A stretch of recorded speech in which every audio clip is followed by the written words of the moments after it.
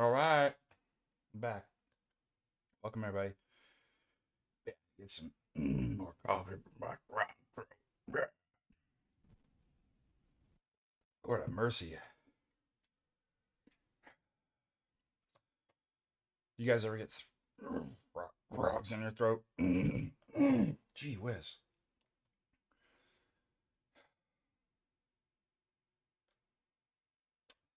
All right. Want to give? Let's see. Just check real quick and see if we have any super chats to read out.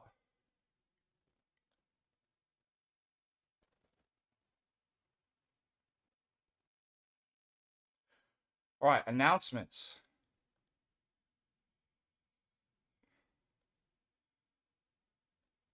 Oh, let's see, Job. Let's.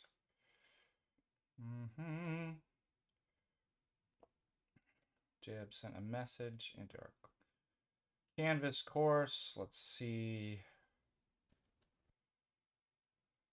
Oh, congratulations, by the way, on your new daughter, Olivia. Many years.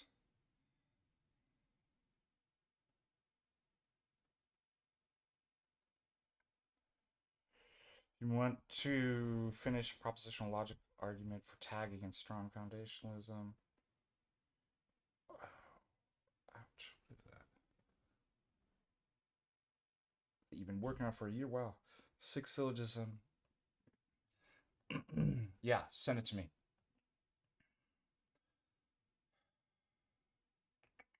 Awesome. All right.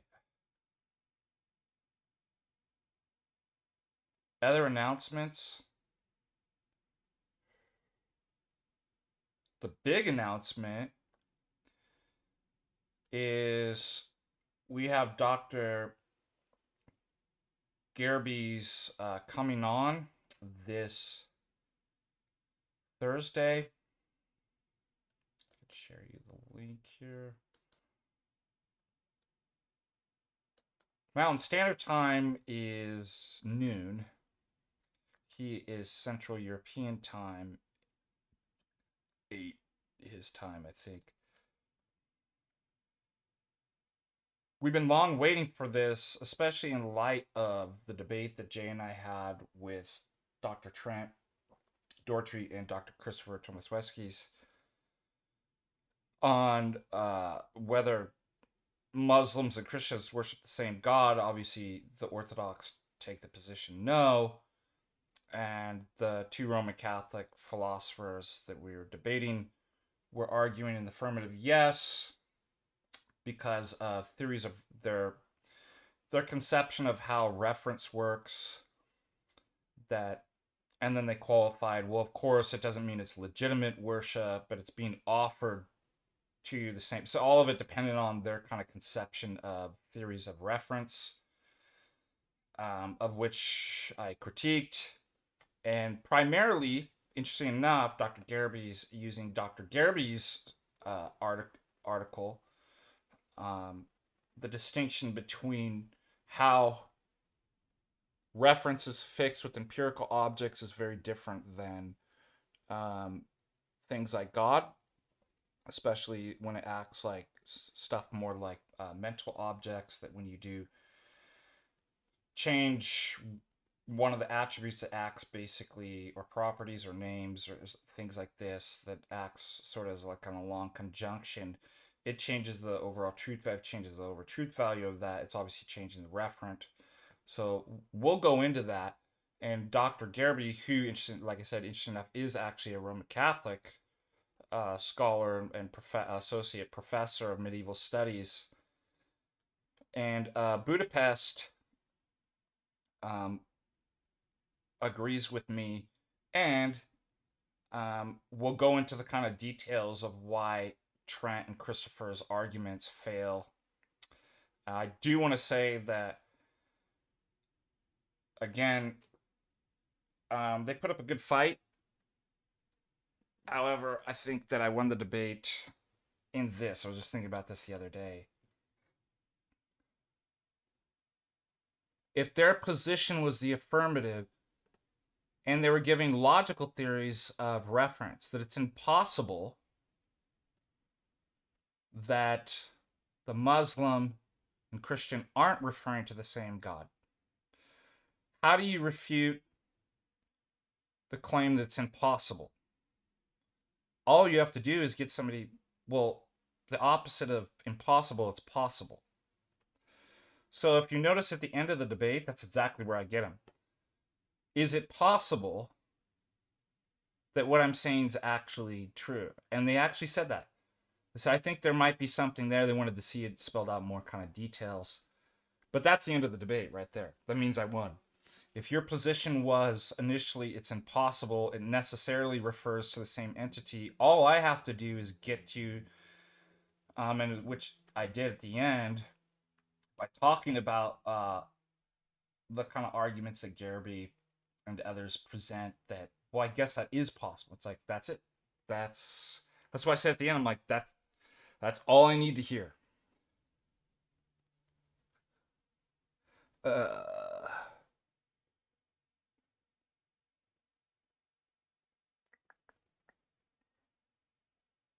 me see. I'm gonna just check if we have any super chats again. Never want to miss any of those. Super chat questions get priority, so that's why I look for.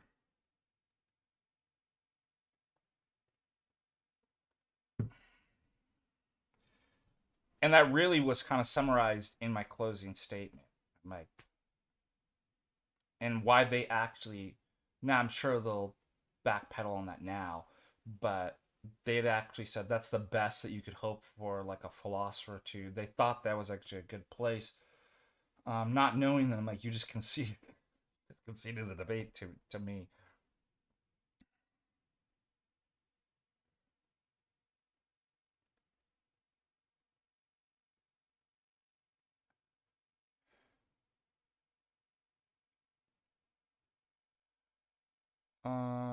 Other announcements. Like I said, Joseph Samber and I did a stream on Monday. We recorded it. Well, that will be uploaded shortly on my talk discussing betrayal and forgiveness.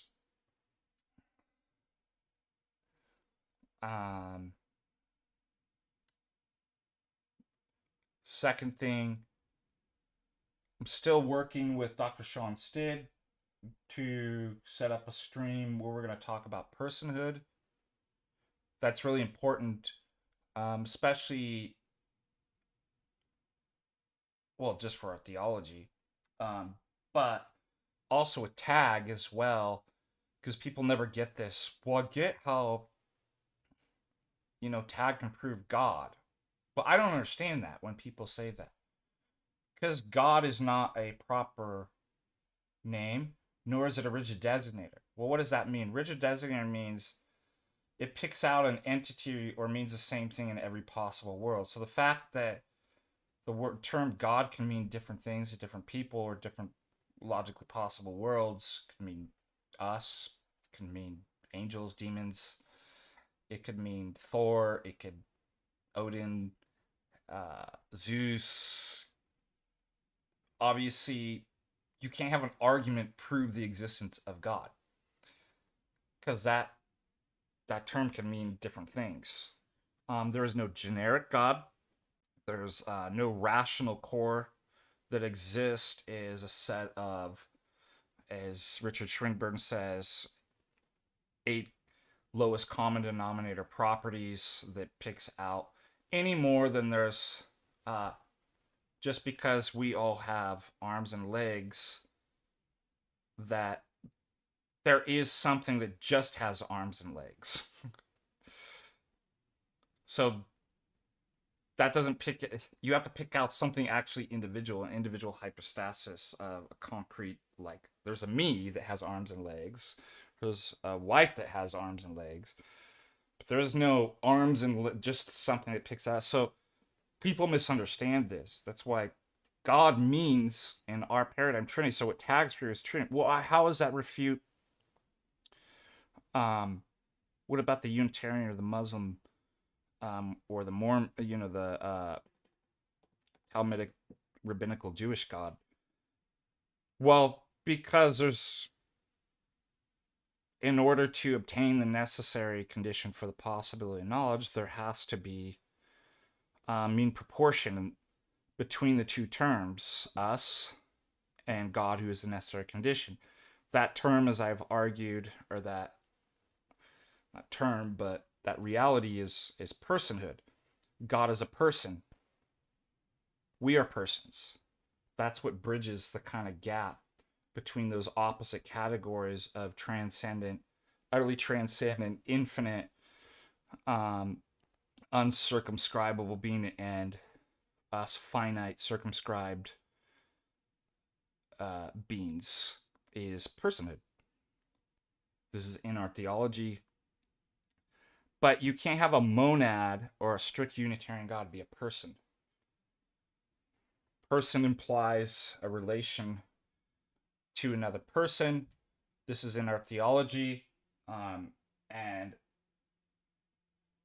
therefore, it must have a relation to another person. But it can't be a dyad, I've argued, and therefore it has to be a triad. It can't be a monad, can't be a dyad, therefore it has to be a triad. So, Tag's not proving some monadic or Unitarian God. It's not proving lowest common denominator, rational core God, God of the philosophers. It's the Trinity. And there's arguments for that. And so people are really confused about personhood. Person is not an individualized essence of a rational nature. As the fathers say, that every heresy ends up being a confusion of nature and person. And this is a problem in philosophy too. For Aristotle, a person was simply just a concrete, individualized, rational essence. And there's problems with that. And there's problems all throughout philosophy when people take that kind of view. And so one of the things that other philosophers and even Metropolitan John Jesus talks about is analyzing, just like Aristotle does. What do we mean by this? How do we use personality, personhood, and these different things? Well, the word itself already implies a relation to another person. That they're just like a father's a person, a son's a person, but a father can only be father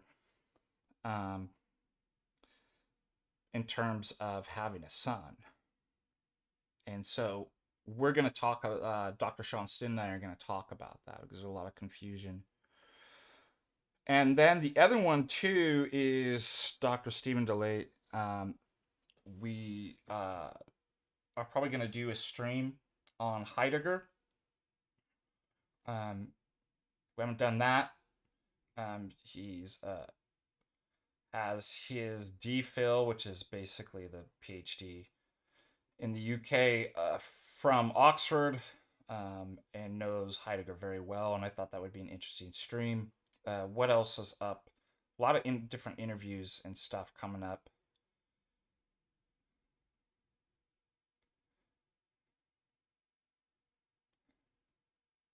Let's see.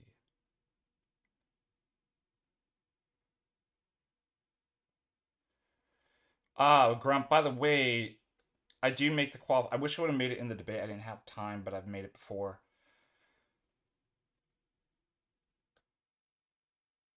St. Paul talks about that all men know God.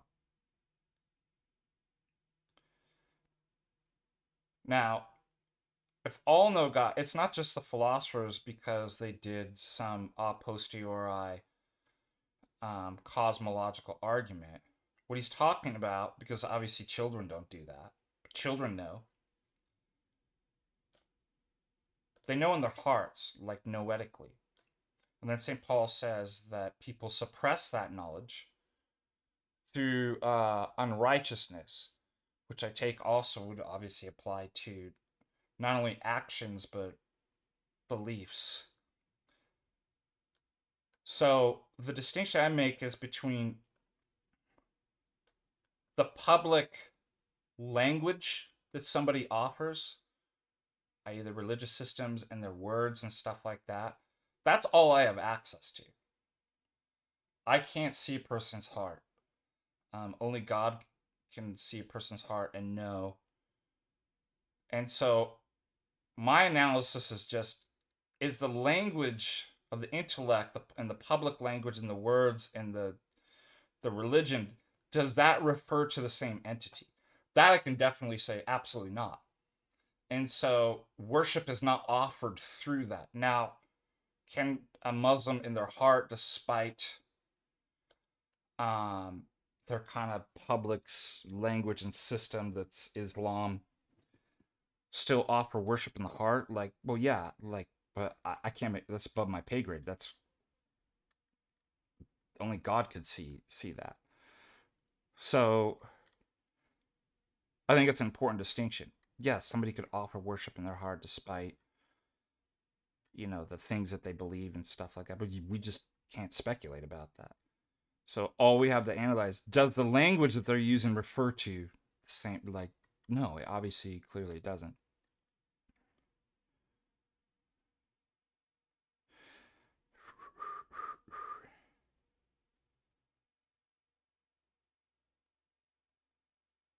Super chats can be done. Let's see. Somebody want to put the link for the. You can either do it to the YouTube, they take it more, or the Streamlabs. Dave Philippian donates $10. Thanks, our regular contributor and my student, David. Good to see you. Thank you. Jacob has a question. Can animals be considered an instantiative of nature like Aristotle? Yes. Is it still more like a personal agent that has? But we don't call animals persons.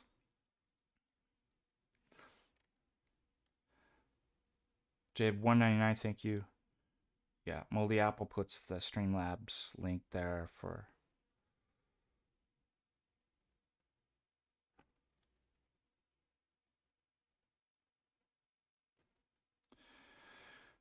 So think about this. Let's talk about. I saw this came up in the Discord. People again, confusion of like person, prosopon, hypostasis, substance.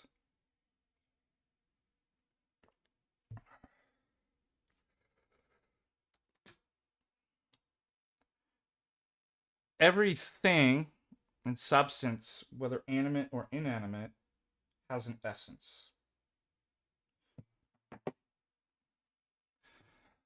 A nature. An ousia, which comes from two Greek words of toon, like anthros, right? Being. Things that exist are beings, and beings be in different ways. And the way they're being is what we would call their essence, their nature. Okay? An essence is immaterial, and it forms, unless it's a universal, a particular individualized nature or essence forms the matter, makes the matter be what it is. So this is kind of a hylomorphic account. So even inanimate things like atoms, rocks, they have a nature. A rock nature, an atom nature, carbon, hydrogen, whatever it may be. And it's instantiated. It makes that particular material thing be what it is. Now, they're inanimate. Anima means soul. They have inanimate objects have no principle of self-motion. So inanimate objects are only moved by other things. Living things that have animation, anima, soul, have a principle appropriate to their type of thing that allows them to grow and move and do things. Obviously, at different levels, you have like kind of vegetative, the way plants grow and move and diminish and do different things is less and different than obviously animals. which will you get the word anima in animals that have consciousness, different type of reproduction, different stuff like that. And then obviously human beings, which embrace kind of all the principles, but have a rational nature. But those are always individuated. And then somebody brought up too, um, do only living things have an energy? No, an energy is an actuality. So every essence has an energy or activity, a being proper to its nature. And that's by which you know what that thing is like, so it doesn't have to be just acting and moving and stuff like that. So if it's existing, it has an energy that's out of the um, essence of nature. Um, Now, that's also what we call a substance, is a nature. The Greek word is hypostasis.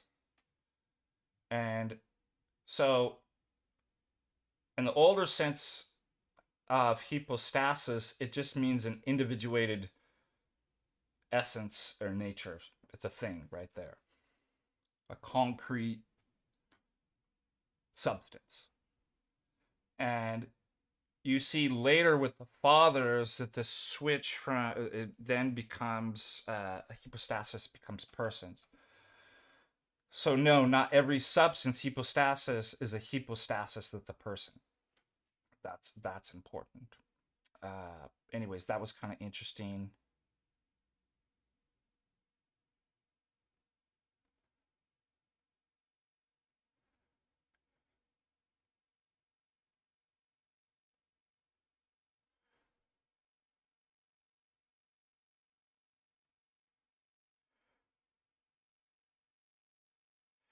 Um,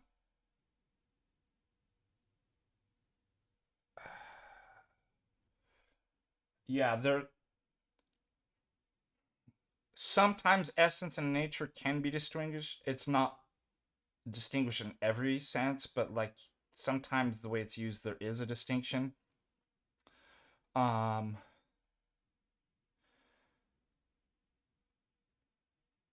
where nature or phusus is referring to anima, souls, essence, uh,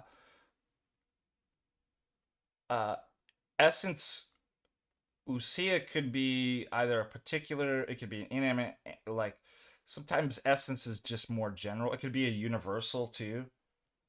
Uh, so sometimes they mean the same thing, sometimes they're different. Sort of like soul and spirit.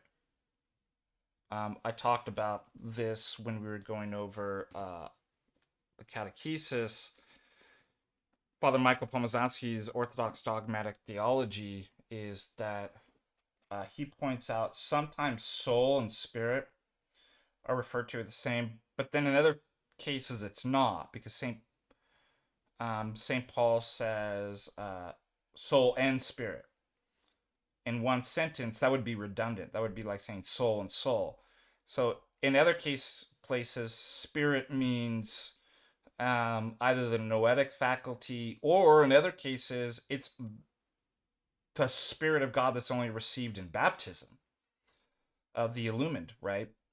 So these words can mean the same things in different places, and sometimes they can mean different stuff. Surprise though, I mean that's kind of how language works.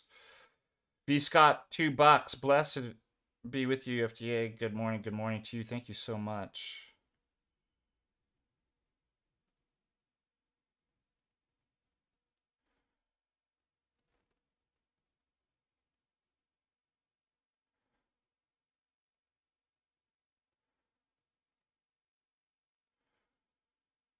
Who said we don't have an infallible canon?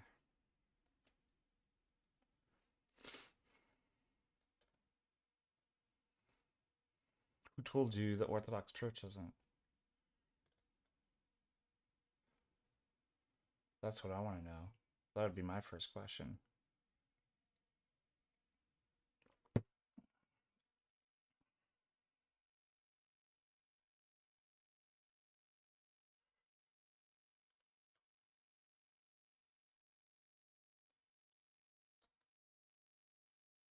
told you? Remember God says to Adam and Eve, who told you you're naked? Who told you the Orthodox Church doesn't have an infallible canon?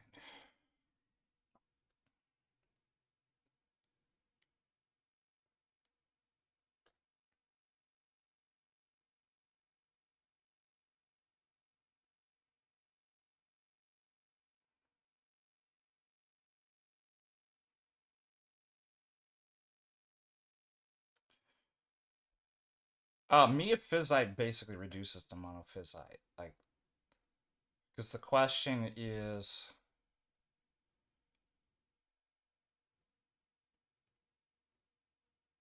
Miaphysite is supposed to be out of two natures. But the question really is kind of like, are there two natures even after the union? Miaphysite's going to say no.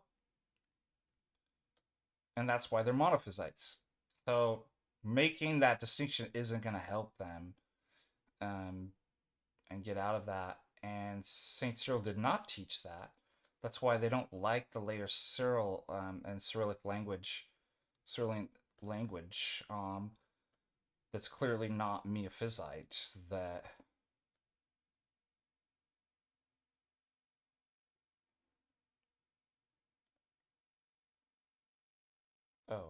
what I'm saying is the Old Testament Jews didn't have an infallible list yet. Infallible scripture. How does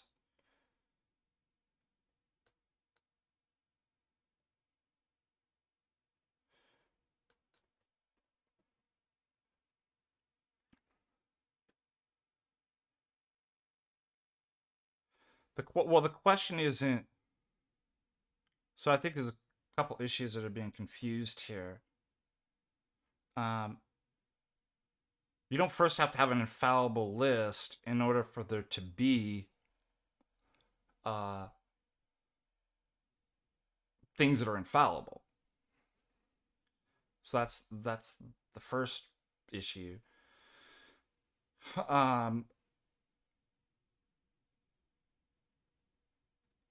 The problem would be then, well, how do I identify which one is infallible or not? And that is difficult. Like that period, right? Because especially with the Jews, that they weren't a monolithic group, right? There wasn't. So we're not telling the Protestants there isn't infallible scripture. We're saying you have no means of identifying it. Now, there is also a difference between how do I know which one, and then also was there an ecclesial body that was legally binding? The Jews did have that.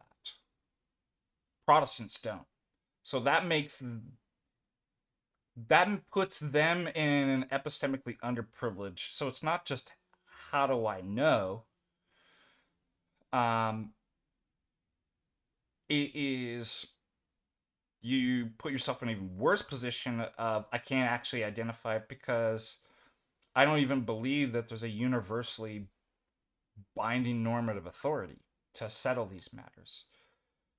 So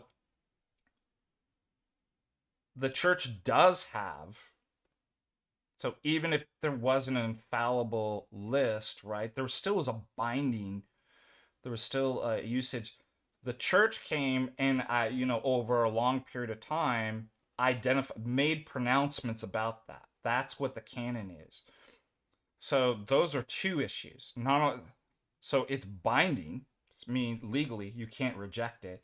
And number two, when it's at the level of an ecumenical council, now it is actually infallible. So because the Protestant doesn't have there's no way for them to basically epistemically say, well, why can't I choose this person's list over another?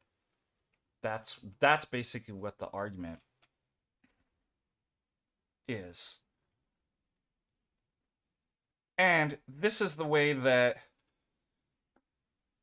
part of identifying, so knowing what, let me see here, I'm going to share this.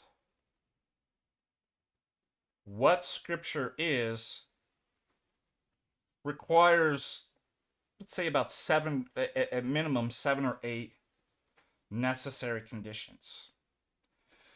So, necessary conditions are, this is what I have to have in order to get this thing. So, think about eggs, flour, butters, necessary conditions for, let's see, for cake. So, if I don't have eggs, I'm not going to get cake. So, likewise, if I knowing what scripture is requires at least 7 or 8 necessary conditions, if you reject some of those conditions, then you don't know. That means you might have a belief about the scriptures that's true. Those are actually true. But true belief's not enough to actually know. You have to have justification. And I'm gonna sources of faith. That's what I'd say. You accidentally get you accidentally as a Protestant get the right belief. Well, first of all, at least on the New Testament, they're obviously wrong about they don't even have the right belief on. Where is this? All right, dogma.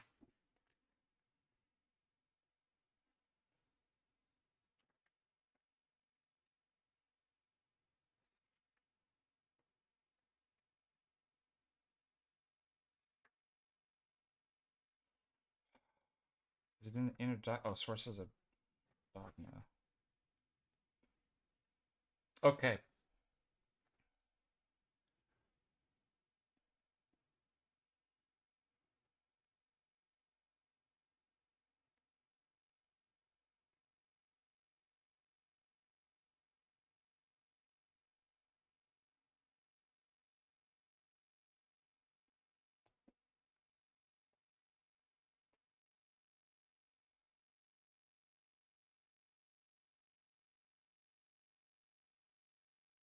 Again, part of the problem too is goes back to exactly why the fathers went from talking about hypostasis, right, to making the distinction that hypostasis is now going to make a distinction between nature, is because in that earlier language it wasn't actually clear, so they had to make a clarification. So there, one incarnate nature is referring to person, right? Hypostasis.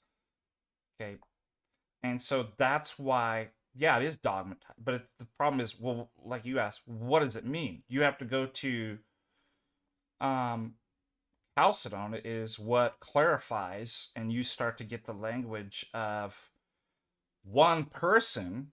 So the nature, so it's and using later Cyril to qualify that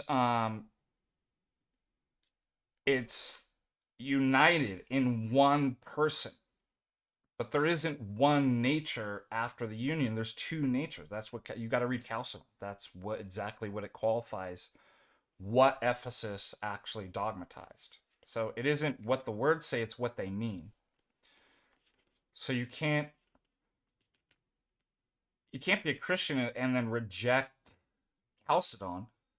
And that's why I would say that with the Orientals that do accept, are willing to accept the clarifications of Chalcedon, they're not obviously heretics. Like, they're just simply in schism. If you reject Chalcedon that qualifies what it actually means in Ephesus, then you're literally a heretic, because that's what's say, like, you don't understand Ephesus correctly.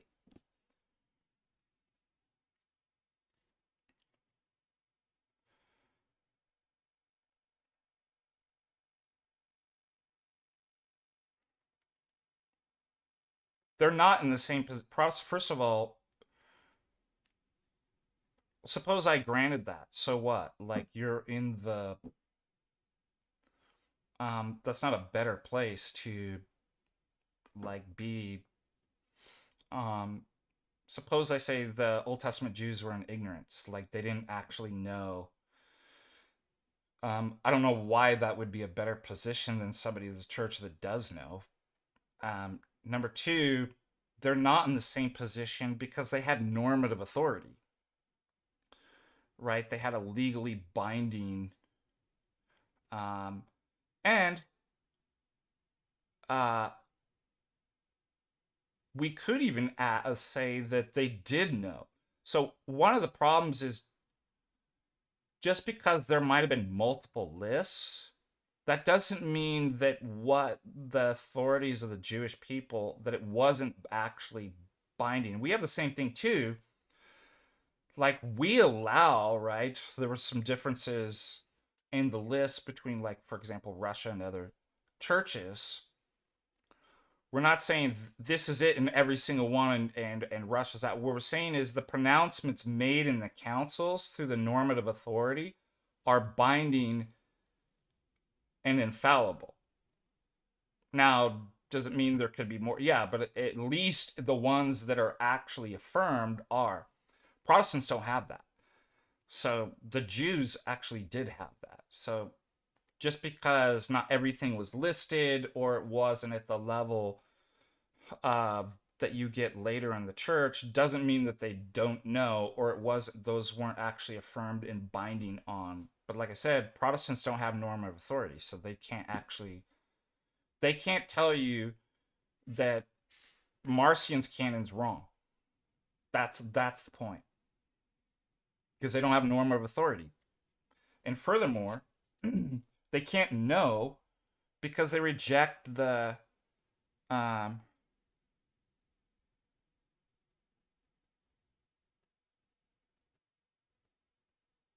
yeah, I would say go look at Dave. Like it's gonna like um they're just focusing on, notice I found tons of quotes from Cyril that talk about two natures after the union. They ignore it. So they won't actually bring those up. Um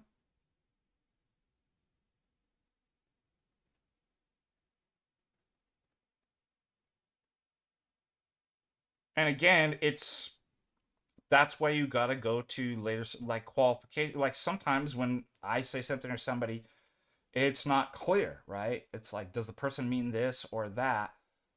And imagine if you were like, well, I'm only going to look at what FDA says um, from 5 years ago.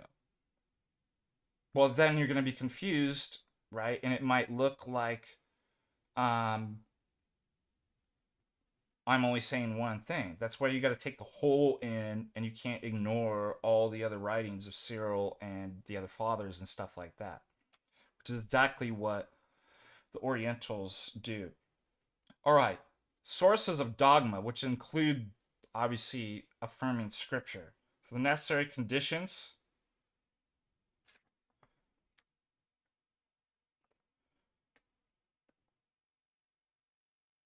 is the apostolic canons. So when the church was looking at all the evidence, the facts, right? And all of those taken together then become necessary and sufficient. So if you ignore any or reject any one of those, you might get the 38 you might get the books of the New Testament and get that correct, but you don't know that. Why? Because the justification's all of the necessary conditions. And this is exactly what the church, when it was looking and canonizing these things, looked at the entire life of the church. So that would be sacred tradition, both written and oral. The apostolic canons, which Protestants do not accept. the lives of the saints, the liturgies, the obviously our historians are part of that too. Eusebius,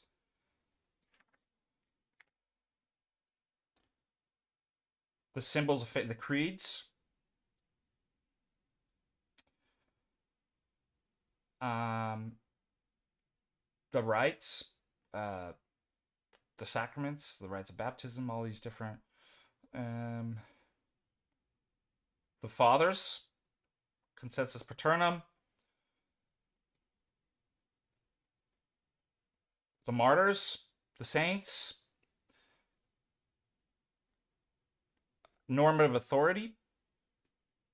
They don't have, so all of those are parts of life of the church that serve as necessary conditions, right? When taken all together, then become a necessary and sufficient condition for affirming and knowing Scripture. So if you reject one of those, normative authority, uh, the the liturgies, I obviously don't use the ancient liturgies. Some don't have the sacraments. The canons of the apostles, they don't accept. Then guess what? It's a happy accident that if you got a true belief about that's why they don't know. So even if I grant that, suppose, and I'm not going to, but okay, the Jews didn't know, then Protestants don't know. It doesn't mean that the Orthodox Christians don't know. We have all these things that.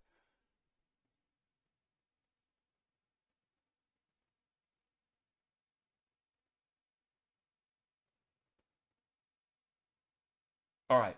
Let's see.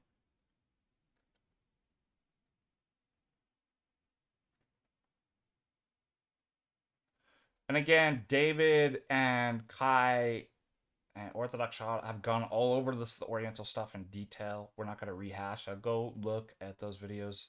Every objection you're bringing up or question has been dealt with.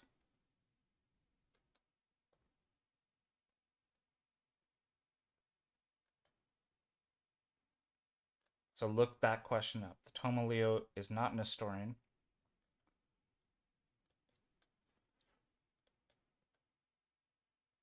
So you can look that up in David's videos. All that's addressed. All right, next.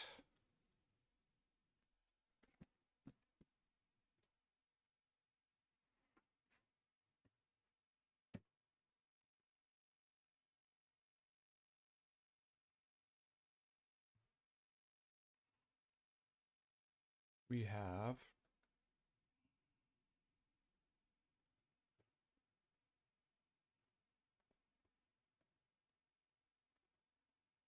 let's go to news.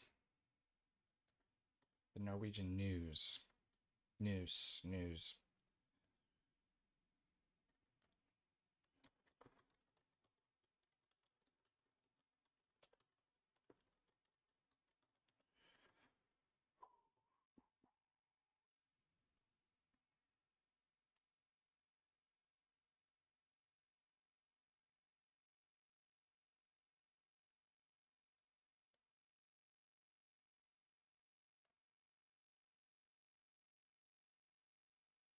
And by the way, you have to, before you even get into this,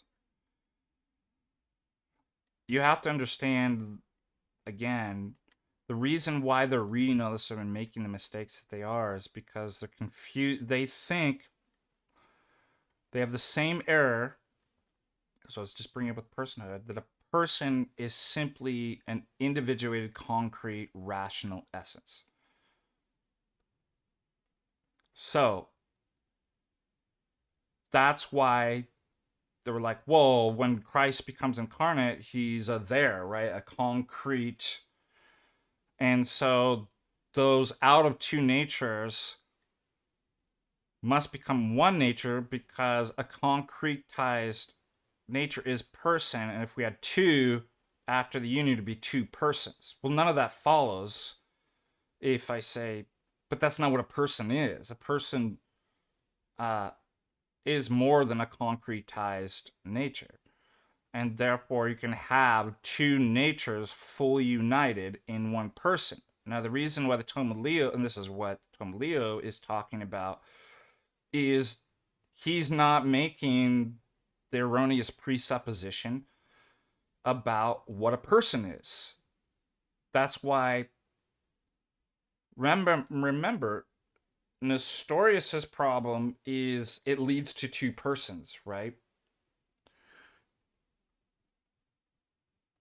It's separated, right? But it's because Nestorius itself has the same false presupposition is um the Orientals. But person, Orthodox understand, and Pope Leo does too, the person transcends that. Person is a personal subject that can have natures, and the natures can be fully united and had by a single subject without creating two subjects. Like, that's it. It's pretty easy. They don't have they're like Muslims.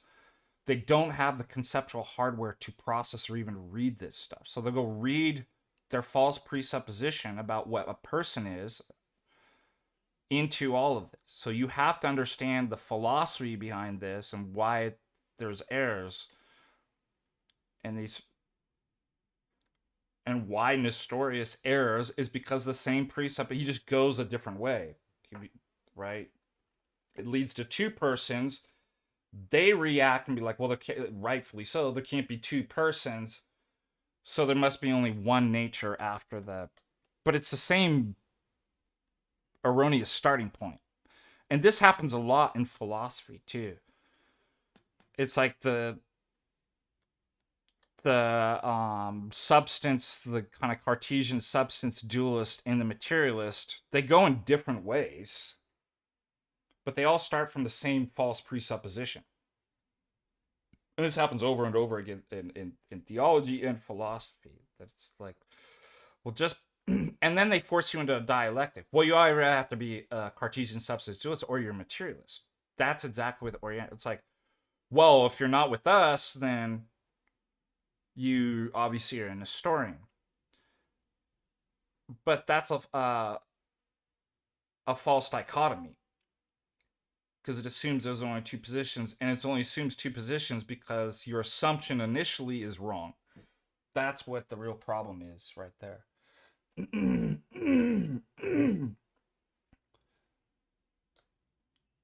So as long as you're affirming one person, one hypostasis, you're fine. Saying there can be two natures after the union, they just have to be fully united in the one person. There's nothing wrong with that. That's not Nestorian. That's not what Nestorius was arguing. Okay, other news. That's enough for that. I'm not gonna spend the whole stream going.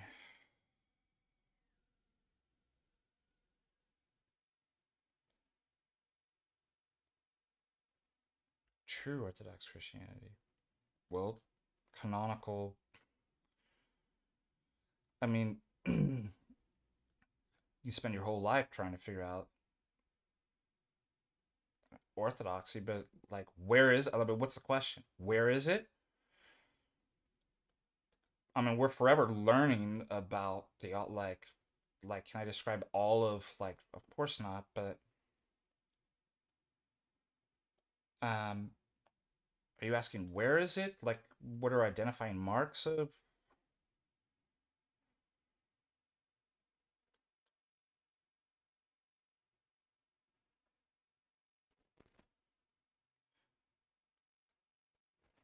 And you don't mean the schismatics, true Orthodox, right?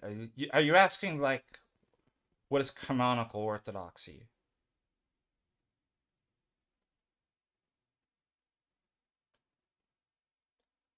I'm confused.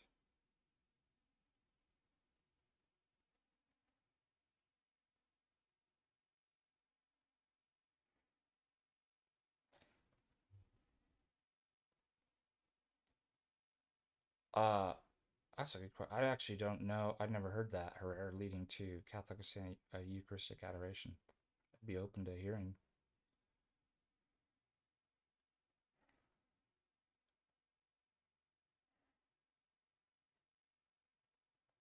Yeah, Rip. I used to do nightly news.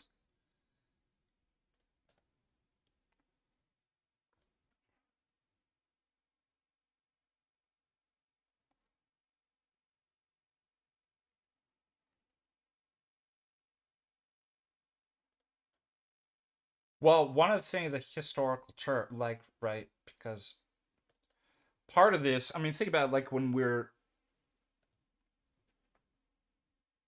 looking at, for example, the different claims of different institutions claiming to be the true church, you're going to have to look at the evidence. Part of that's history.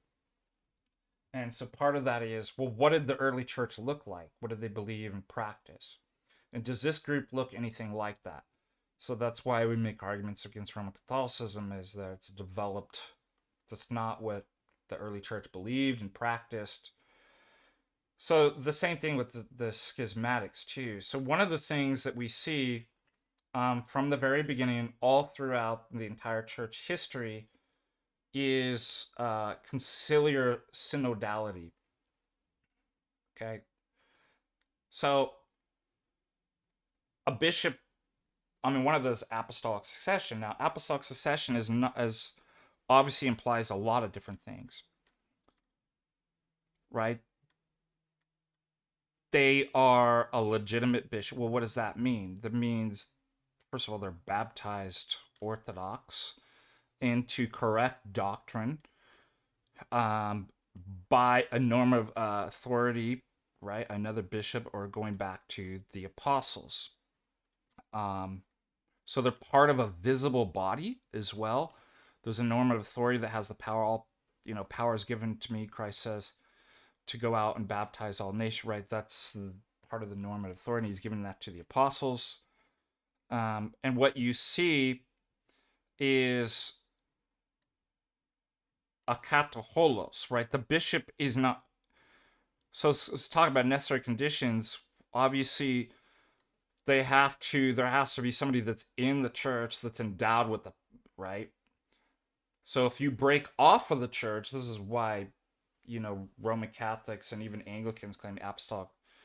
Well, it's like, no, because you don't hold to the faith and you're outside of the body, you lose the authority power. Like, it's not, well, I was, otherwise, like, Nestorius could start, after being excommunicated, ordaining and be like, I have apostolic, like, he lost it. Okay, number two, a bishop's only a bishop because he's in communion with other bishops. This is why the rule is, even the ordination itself is 2 or 3 more bishops. That's why in scripture it says, where 2 or 3 are gathered in my name. It's referring to. So why schismatics are not the true genuine Orthodox Church? They're not in communion. They have no synodality with any of the patriarchs. Okay, and they have a type of heretical idea of Donatism, that, well, we're not in communion with them because they're heretics. Yeah, but they're still, even if they were true,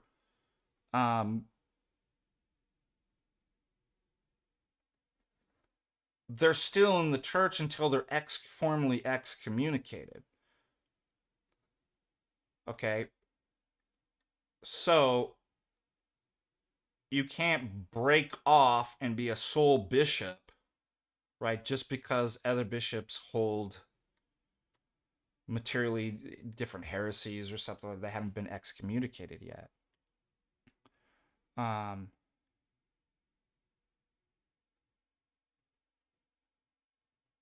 A problem with that is,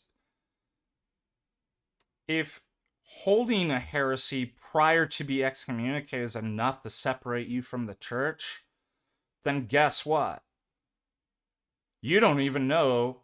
First of all, that invalidates the true Orthodox claim, because there was always a point in time where somebody had. So you don't even derive correct ordination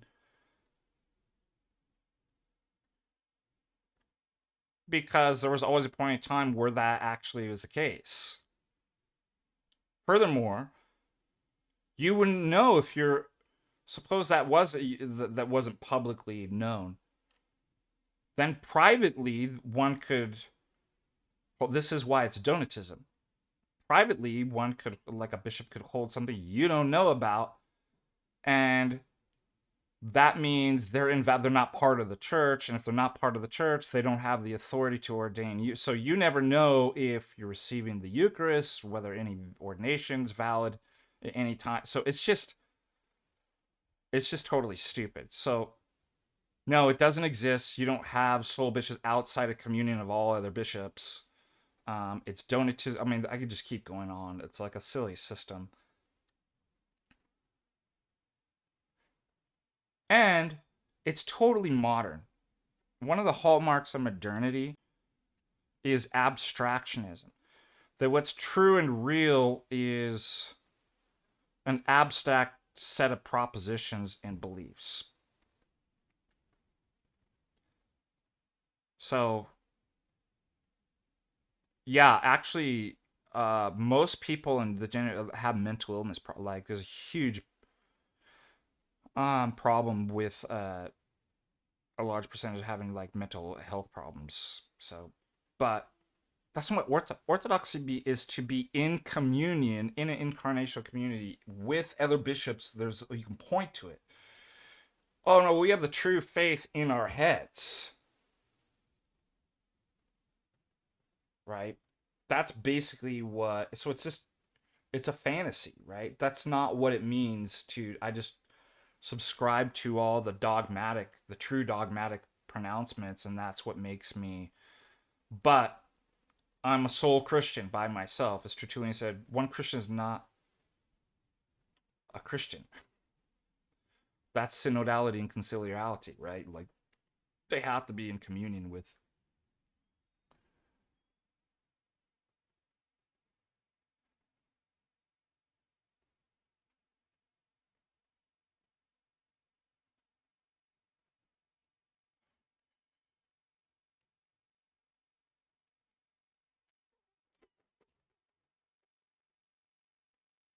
Yeah, we used to cover.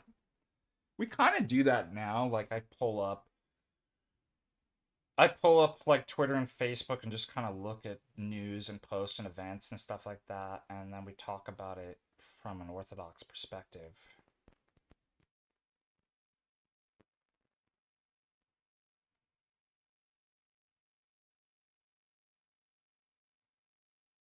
As a navigator, I'm sure who to trust. Yeah, that's a hard. And who do you put your trust? So, first of all,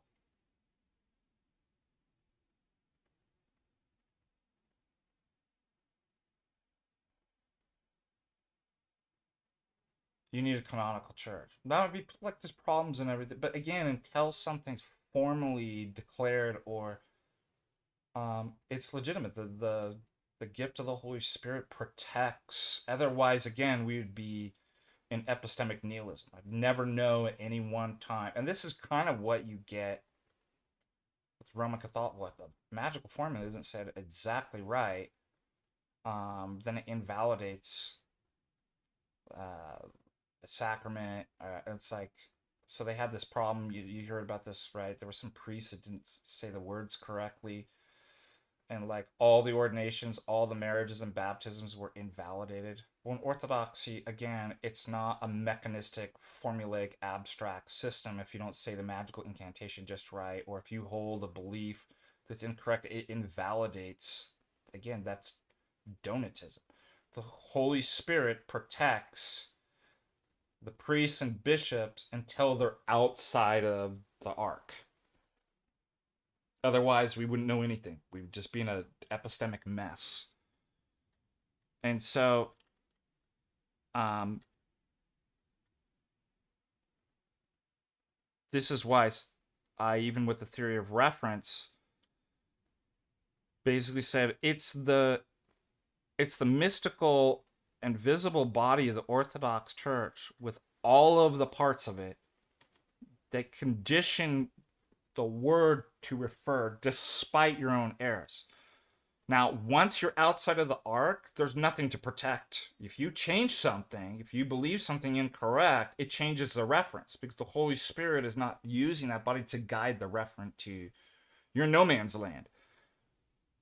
Okay, so it's something similar. So you need to find a canonical church. Number two, um, as far as online content, I've been encouraging this because you have all these Orthodox. Who do I trust? Well, first and foremost, you need to get plugged into an actual parish with actual individuals. You need to start learning the faith from it. That doesn't mean you can't consume online content, but you need to acquire the phronema and the kind of discernment by the incarnational kind of community and guidance of an actual priest. And so that's who you trust first and foremost. Then the rest are added to you. I would say too with Orthodox content providers, since they're a dime a dozen, I'm really pushing to you don't know. You need some sort of kind of litmus. There might be good people out there that aren't official or something like that, but they need to have a blessing. And I would encourage they need to be plugged into an official, or they should, uh, Orthodox organization. Whether that's whether you like AFR or not, at least that is protected as an official patristic nectar, patristic faith, or something like that, where they're under because they're accountable, right? Like for example, patristic faith, we have a clergy advisory board. It's under the guidance Bishop Maxim, right, which we put the conference under and stuff like that, so that you know I can't just say or do whatever I want. Neither can the content providers. And if they do go off the rails, guess what? The clergy reach out and be like, you can't say that. You can't do. Um, so I think it's not perfect.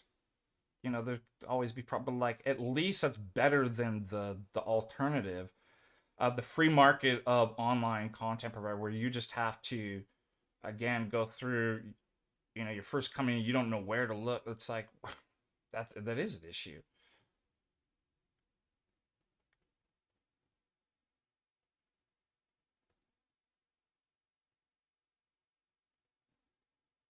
Yeah, I think if you qualify spirit-led Paul with humility, for example, you could just make it like this, just like you said, I'm not an authority, I don't have a blessing to teach, but like from what I'm learning, this is what I understand the Orthodox Church believes. Well, this is what I'm learning in my catechism. This is what my priest said. But at the end of the day, I'm not authority. I'm just telling you what I know of orthodoxy.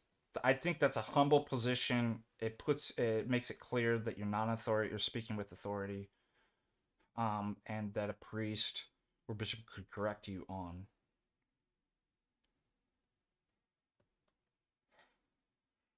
I think catechumens talking about their journey and experiences is fine.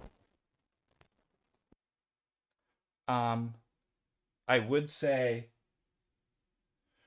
when it moves into teaching,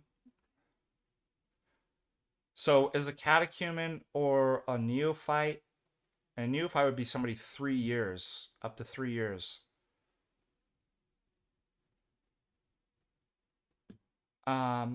When does it cross into teaching? First of all, it depends on how big I would say it makes a big difference too how big your audience is. If you have a lot of people, they're going to be listening. You automatically start to move just because of how big your audience or followers are into people who are listening to you. You're moving into the category of teaching. So you need to be really careful if you have that and probably not talk about and qualify, but like, I don't know. I'm just, I don't have a blessing to teach. You need to really make that clear because you have now a responsibility and you're representing Orthodox. If you're Orthodox, it doesn't matter whether you have a blessing or not. You're always representing Orthodoxy. So you can't make the distinction, be like, well, I don't represent the church. It's like you represent the church. And if you have a big following, you represent it even more. So you need to make it really clear, I am not authority on this. I can just tell you what I've learned and share my experiences. Because you've already moved into a domain where it's getting unclear because of how many followers you have, that it looks like, you know, people look to you. If they look to you, you're teaching. Number two, stay in the basics. Don't jump into things like this with the orient. Like, that's a difficult matters. Essence energies, right? These kinds of debates, and the filioque, and like that stuff. Other than being like, I was taught, again, the filioque is a heresy. It's condemned in the Council of Blackernay. Um, but as far as the details, I do not have a blessing to go into. Those are difficult. So if you start jumping into really difficult theological thing, you are now setting yourself up as a teacher, talking with authority. You can't do that. So I think as long as you kind of make that clear, I don't think there would be a problem.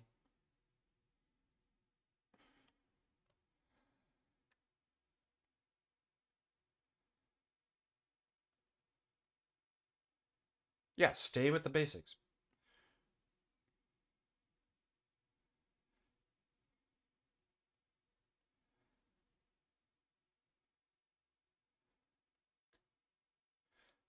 Yeah, I'm still waiting. If I do catechism this Friday, starting back, the problem is it's like summertime, everybody's out. You know, the Orthodox students who go to the college here, they're away on summer break. People are traveling, camping, stuff like that. So in-person catechesis class is really hard to get people to come in. So if I do Friday, um, I don't think I'm gonna do in person. I didn't get the number. People are away this weekend, and so I may just do it from the office here, like I did when I was disabled, when I broke my, I couldn't go anywhere. I just did everything from my office.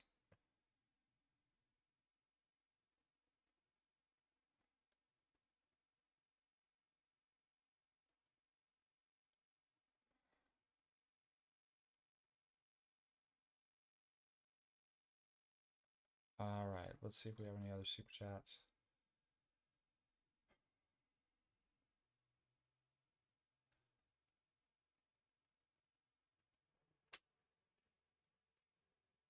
I'm gonna give everybody announcements once, if anybody wants to come up to Montana to.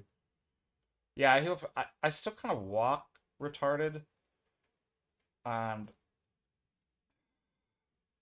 I think I just program myself in my mind to walk incorrectly. Like Priscilla's noticed, like he's still limping. I'm like, that doesn't really. I mean, sometimes the weather changes. I think I might have some arthritis. It kind of gives a dull pain, but like, um, I can't. I need to talk to. I'm gonna go see the orthopedic surgeon on the 31st. I need to talk to him. But like, how do I relearn how to walk? Like, because your mind has programmed itself to take care of the foot and kind of limp. I find it really hard to walk how I used to walk for some reason. I don't. But yeah, it's all. The bone was healed by week 8. I broke it on April 4th. Um, but there was still pain, and I had to use a cane for a couple weeks. I think they put me in a walking boot, and then right after I got out of that, and then was walking normal, without a cane and stuff like that. And but it's yeah, I still. And then about 3 weeks ago was the first time I went out fishing, and it was still really stiff, and it was, you're walking on rocks, and it hurt, like, because you're rolling your ankle. But it was actually really good. It broke up all that tension and stuff like that. So the next week when I went fishing, I was like, oh my gosh, like, it's really good. And each time I go, um it gets, especially walking on rocks and stuff like that. It really is a good physiotherapy. V Scott, $2. Thank you for always taking the time to thank you. Thank you for your.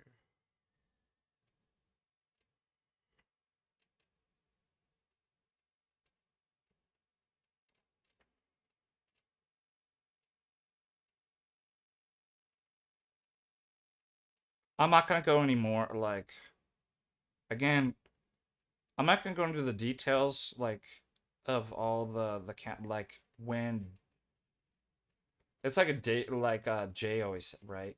People call in want like to go over the same thing over and over again. It's like just watch the videos. Like I can't take up the entire stream going refuting the Miaphysites and all the so David and Orthodox Shahada sufficiently. I mean, they're doing a whole series on this. Like, why not just go into the detail, watch those videos rather than just hashing everything? And it's much better too. Right, let's go on to news.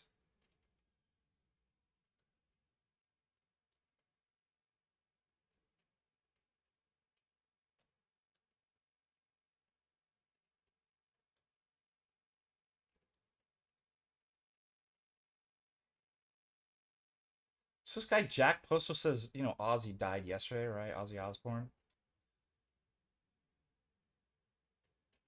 He says he was a Christian. I just saw a video where he's saying he was making fun of God and says he didn't believe. What's your ruling on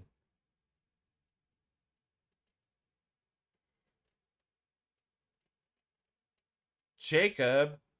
Wow, 1999 FDA. I want to go a real quick. I don't want to disrespect the clergy or priests. Can you give me some insight on how I conduct myself when I enter? Okay, so I'm imagining it's your first. Yeah, just if you're not comfortable yet with like, kissing the priest's hand or blood, that's fine. Nobody's gonna judge you. Or we meet people where they're at. Um, if you do want to get a blessing, um, you put your right hand over your left. Bow your head, Father bless. Um, just be respectful. I would wear appropriate clothes. Like don't I wouldn't say, especially ethnic parishes. You gotta be real careful with. Don't wear shorts and sandals into. Again, if you're not Orthodox, you're not sinning or anything like that. But like, yeah, you're wanting to know. Like for example, on visit a foreign country or uh, go to an event or a person's house, you're asking the same kind of question. Like, what's the appropriate attire? Like, what are the kind of customs? Do I take my shoes off when I go into this person's house? Like, that's all you're asking. So, like, yeah, it shows people that you're being considerate. And you want to respect their traditions and customs and stuff like that. So, especially some probably Rokor or other jurisdictions that may have an ethnic community, their customs and traditions are to be pretty modest with the. And so, yeah, like just you don't have to wear a suit or anything like that, but like that's what I'm saying. Don't come in like Calvary Chapel evangelical board shorts and flip flops. That would be a respectful. Just observe. You don't feel any pressure that I have to do this or have to bow or cross myself. Just absorb it. Look, just be stand there respectfully. That's funny. The Naples and the officers wearing.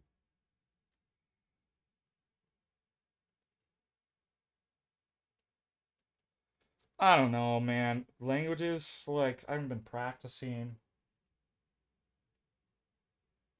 So, I'm not very good at. I learned Latin, took 2 years of Latin. Wasn't great at Latin, but could translate. say stuff in Latin. Studied some Greek, not very great at Greek, but enough to get me through some philosophy and theology. Um, uh, Spanish, French, Romanian, and learned some Portuguese. Never was really fluent in. I can do the liturgy in Romanian. I know some like I can get fairly by fairly well conversationally even now. And then I'd taken 4 years of French in high school, 3 years of French in high school, and then a year of French in. I actually got pretty good at, but like I've lost. I haven't practiced. That was a long time ago. I think that's it.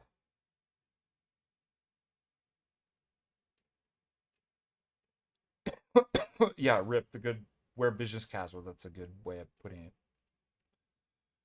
Um, in Montana it's different. They get taught like it's a total different kind of ethos up here. Uh, you know, there are really no ethnic parishes. There are Greek that like you have a pretty big Greek community in Missoula.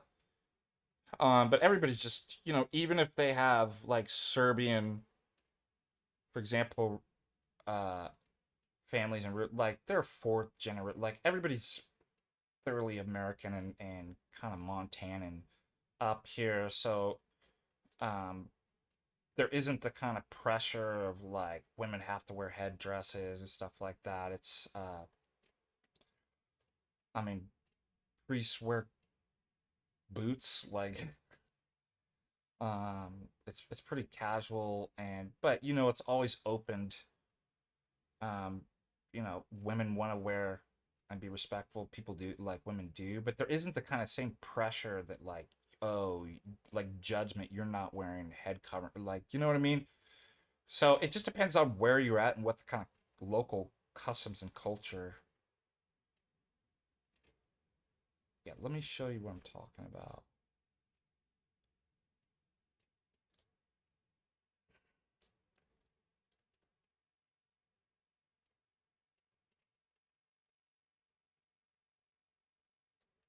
Thank you, Jacob Cabe.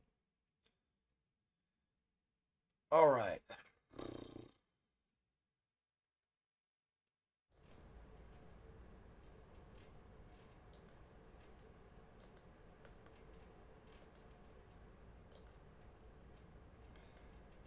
Jack Posa. Ozzy was Christian as well. He's got 578 comments.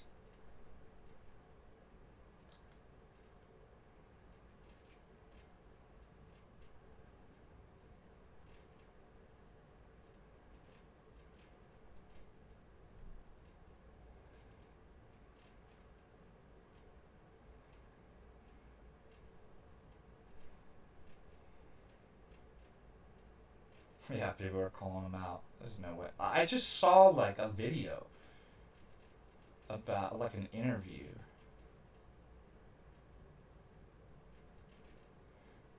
Unless like he had some right before, recently some type of conversion. I'd never heard, like I saw just the opposite.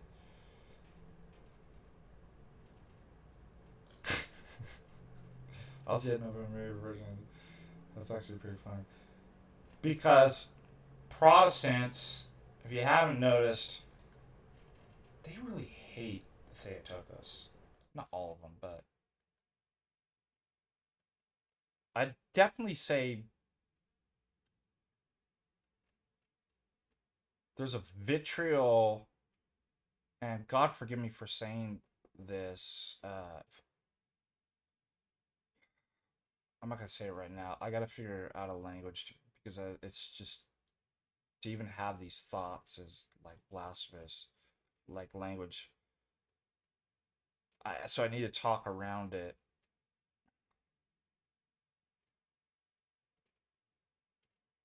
How do I put this? A very, very blasphemous and odd mentality to be obsessed with Mary having children. There, did I put it nicely? There's something wrong with you that you're so adamant on thinking about Mary that way. And so this came up last. It's,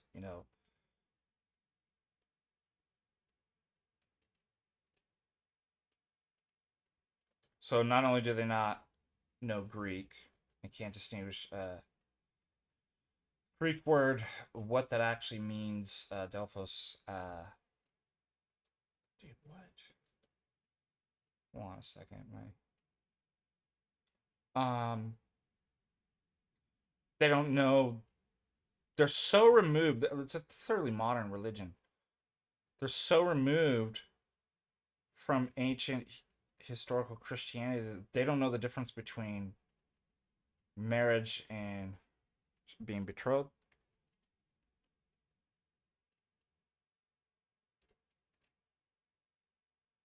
And they don't understand the Old Testament properly, so they don't see the prophecies about Mary and the things said about her in the Old Testament. Number two, they reject they're outside the life of the church and the customs and traditions. So they're an outsider, not only outside, but historically removed, looking back, right? Only through the lens of the Bible from erroneous presuppositions. So they're going to get things obviously wrong. And one of those, they reject the oral traditions that we know that, say, Joseph was an older man that had children, and that the brothers refer to his children. And they're just probably with language, I guess, too. Like, oh, until means she knew no man until. They think they have a very kind of modern understanding, English understanding of the word until, which is devastating just scripturally, that if you actually took that to mean a period of time and then ends, then behold, I will be with you until the ends of the earth. So Christ is not with us after the ends of the so they don't know. This is really kind of like a lot of people problems with inflexibility of language. Words can mean different things in different contexts. Until could be an indefinite period of time. Teacher says, I'm walking to the office. I want you guys to be quiet and behave and nobody punching each other or tearing up the classroom until I return back. Now, does that imply that the kids are like, oh, so when I come back, I can start punching people and tearing up the classroom and being rowdy? No, of course, like, signifying a period of time and which the person's going to come back, but that would until also continues and is implied.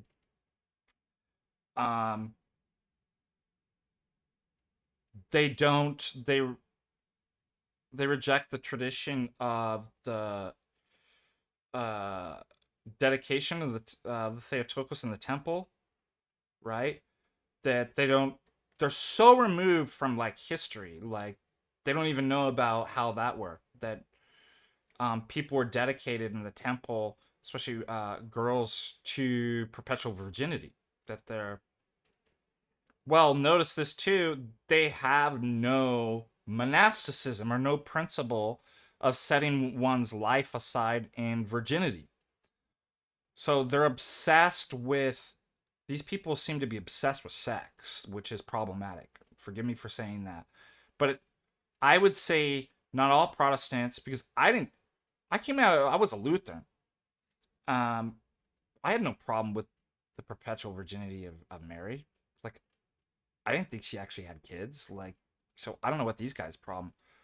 It seems to be something that's prominent in evangelical Christianity and Reformed theology. Would you agree?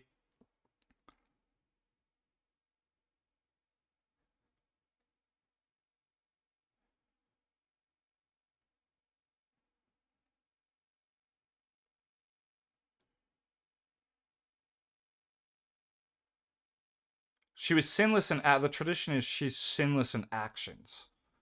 Um, because sin can mean sin missing the mark. I mean, obviously she inherited um death and disorder. She had passions and uh so but yeah, the tradition is that no, she actually said yes, and in action, in word and deed, she didn't err. I think also St. John the Baptist has held the tradition is to hold that they still need a savior because all have sinned and fallen short in the sense of they've inherited death and disorder. Like they're missing the mark. The Roman Catholic is she didn't inherit that uh fallen nature. That she was immaculately conceived without original sin. We believe that she inherited original sin. She just was able, by the grace of God, with cooperation of free without overriding her free will, to say yes. Yeah, I'll ask them to name what sins. Yeah, great.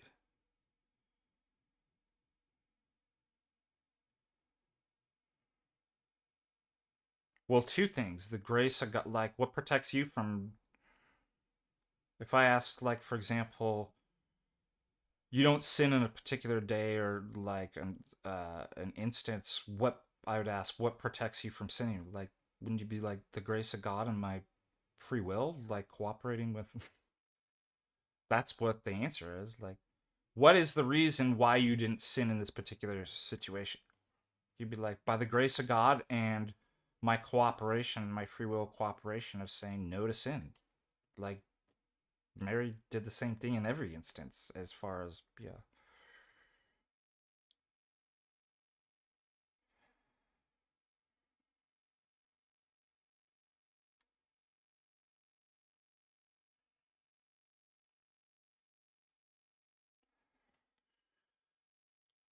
I can't even think in kilometers. What is kilometers to miles?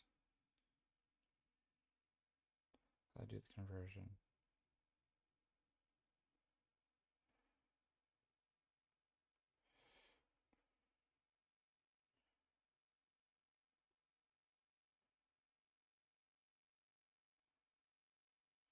Converter. What did you say? 700?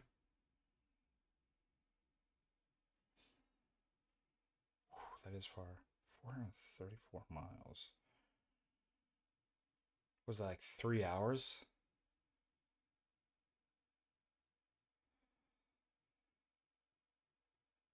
Oh, that's even farther. Is there really places in the world where the. Are you on an island or something? What? I'm trying to think, like, what's so remote that the nearest parish is 400. The. Are you in South America?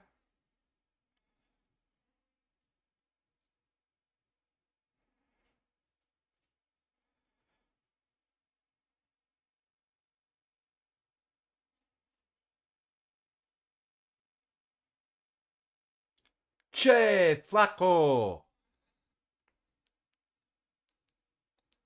Are you Che Flaco or Che Baludo?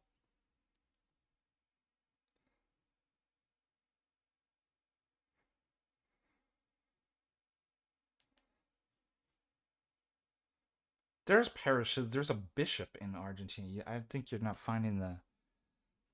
Yeah, I lived in Buenos Aires. I know. Yeah, está bien. Posho, cache. You got to do the Buenos Aires accent. By the way, it doesn't exist.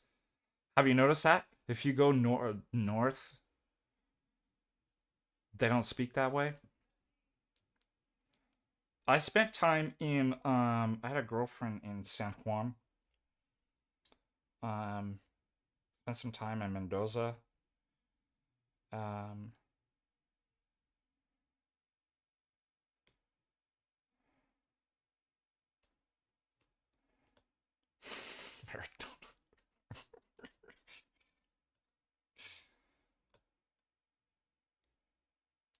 oh, I had a girlfriend, yeah. That's right. And I did a couple girls in Buenos Aires. I lived in Buenos Aires for about a year, almost a year. Um,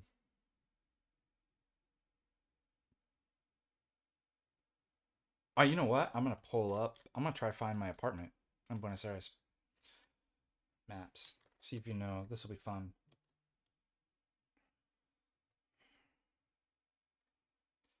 By the way, Buenos Aires and the whole part is huge. Like the surround and like all the neighborhoods surrounding outside of the. I get it.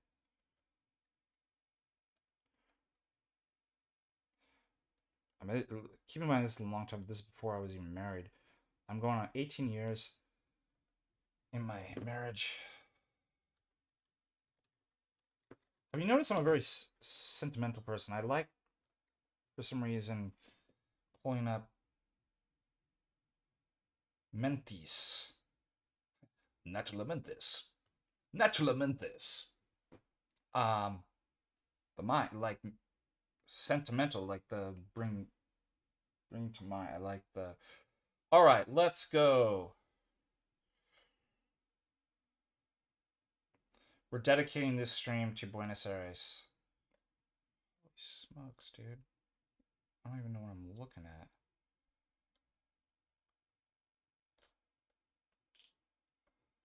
Okay.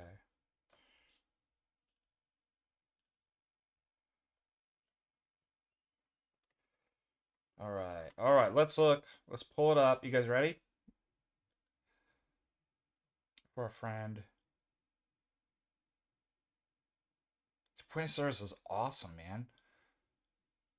It's like one of the best places in the world, dude. Best food, wine, like culture, like architecture.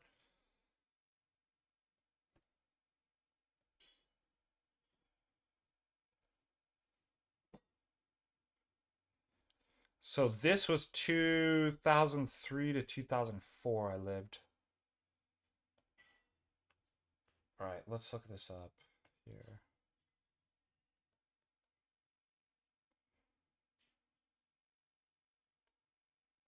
I just lost it. Because I have too many tabs open, that's why. Okay, ready? We're gonna find my old apartment. Okay, so this is like the city center.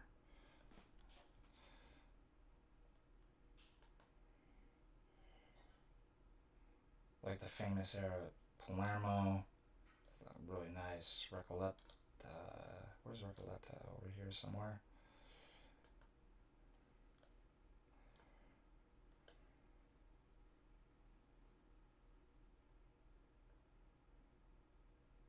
I thought Recoleta was next to Palermo, right?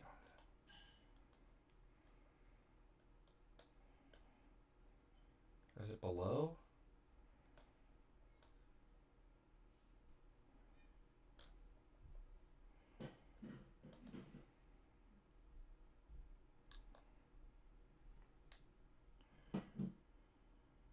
Oh man, this is hard. I gotta remember where.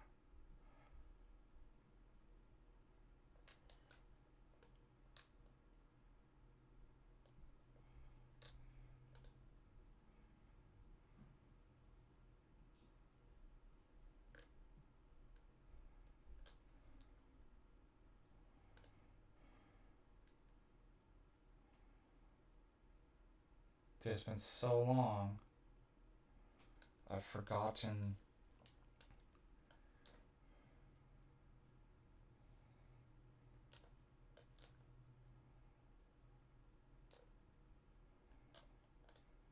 Where I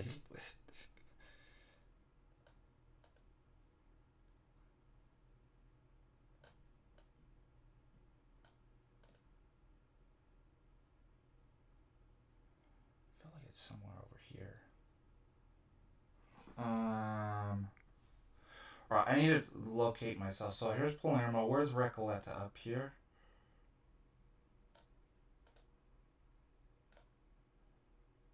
I'll have a better idea once I...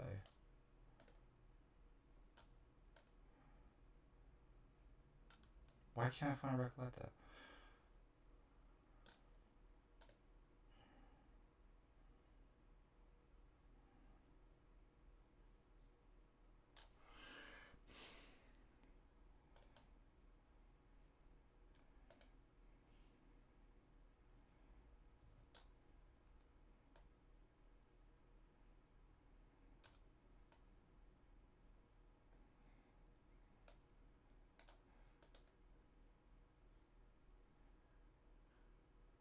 Doesn't it seem weird that I can't...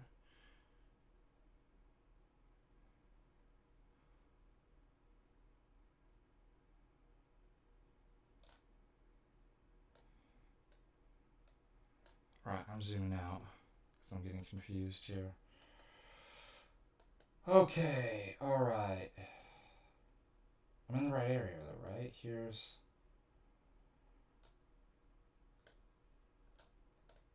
What if I just type in...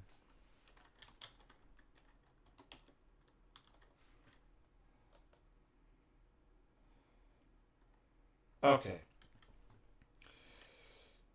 Yes, Avenida Cordoba, I think was...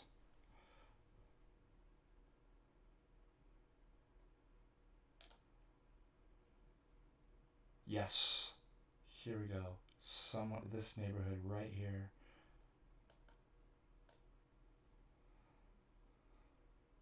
I remember the subway here, Avenida Santa Fe. I think right here. What happens if I put...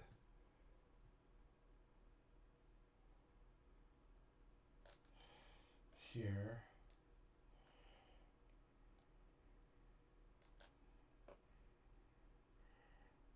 Oh, dang, dude. This is it. Whoa! Check this out. Right.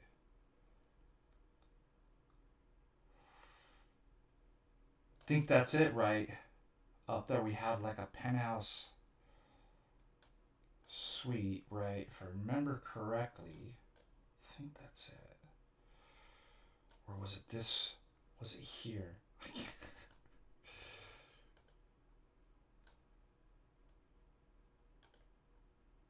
I'm going here. I can see when I look up.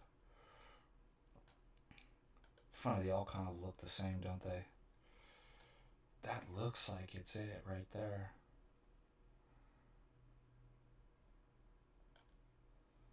Look how European it looks, though. Isn't that funny?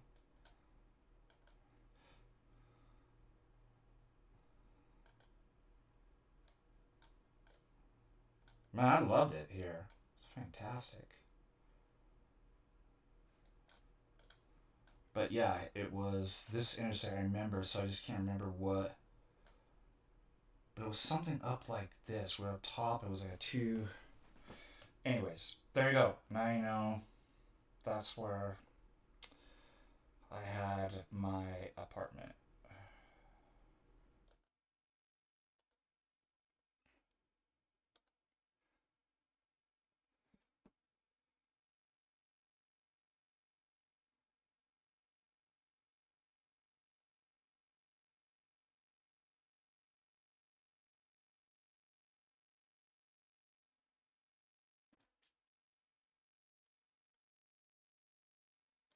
I want to see something.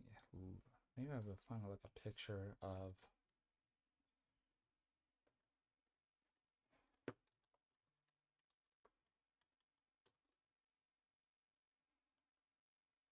I had Australian roommates too.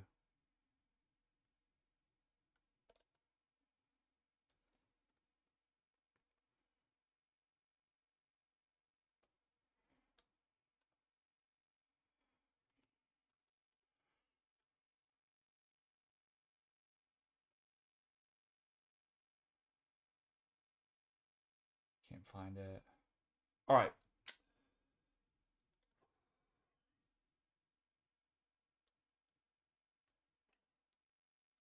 You reckon?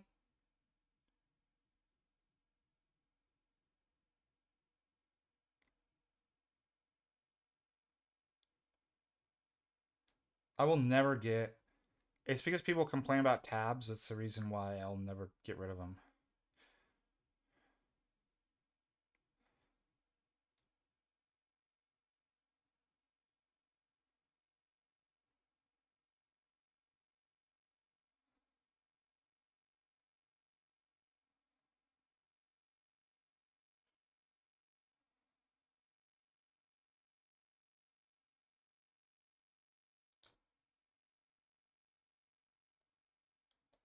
So Bahia Blanca's in. Never even heard of that. That's a province, like a neighborhood outside of the Bahia Blanca. Let's see.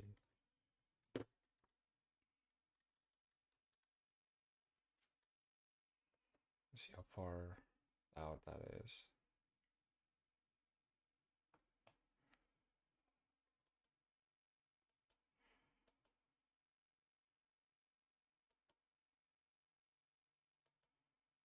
Oh, whoa.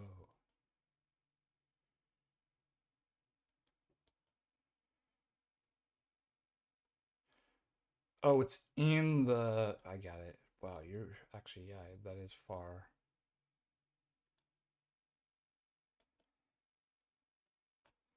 I get it. Why you said the province of. Now it makes sense.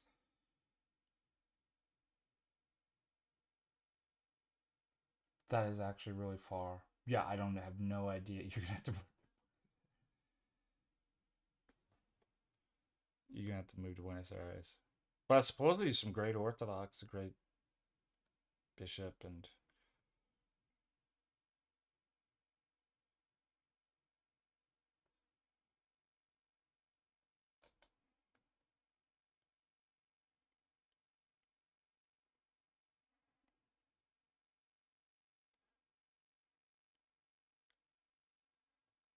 it's my ADD.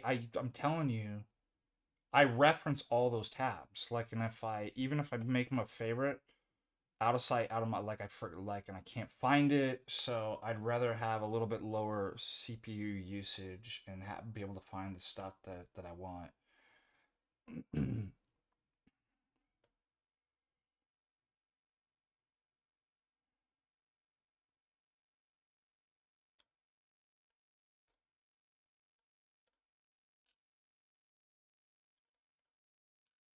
Yeah, I think you guys are thinking like third world. Like Argentina is like one of the highest cultured groups of people. Like so, very European. Uh, the arc like they have a lot of obviously Italian, Spanish, and French influence, and you see it in the architecture, the art, the the way they speak, their whole yeah.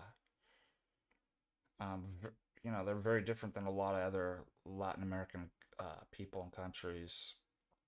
Obviously, really good. Some of the world's best beef and wine.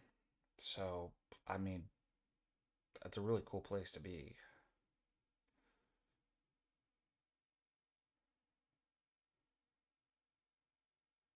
Yerba mate, get into, and then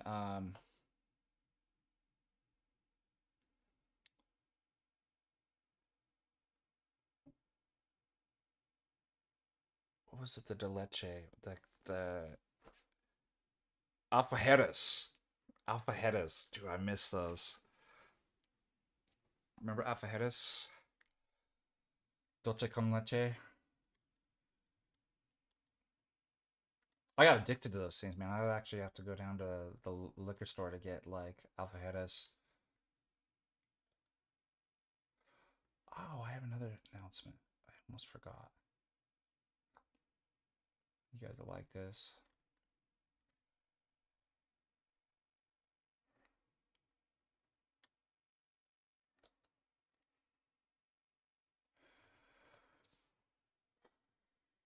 Are you ready?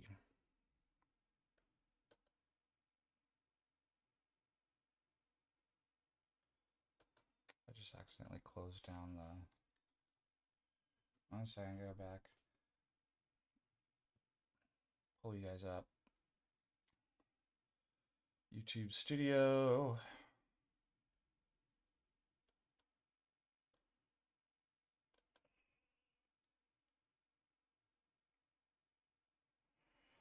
I have a friend. Yes. We went to undergrad together at Thomas Aquinas College. We went to Ireland together. We did our master's and PhD together. He transferred to from UCD, University College Dublin, to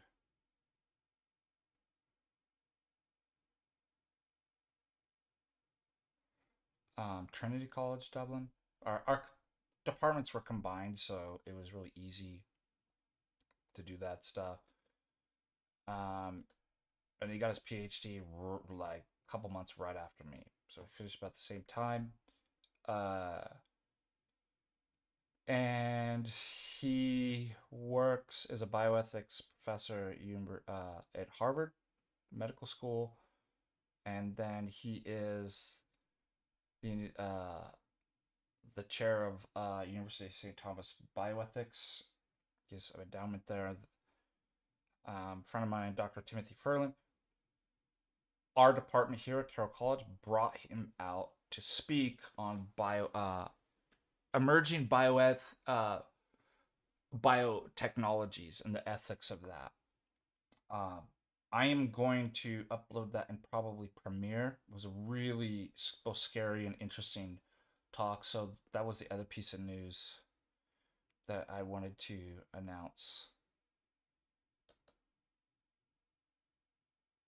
Which related, something really frustrating. I was on the phone, not the phone, the chat with United Airlines. So I was trying to use, so when I was booking the flight for my friend Dr. Timothy Furlan, I got the wrong date. I messed up, and I caught that luckily the next day, and I switched to the correct date, and the flight was cheaper. For some reason, I don't know why United Airlines does this.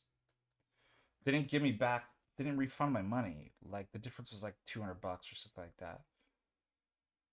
They give me travel credit, which I was kind of bummed because I was just out. Because obviously the department is not going to reimburse me for the original ticket. They're going to, for the ticket that the cheaper ticket that he came out.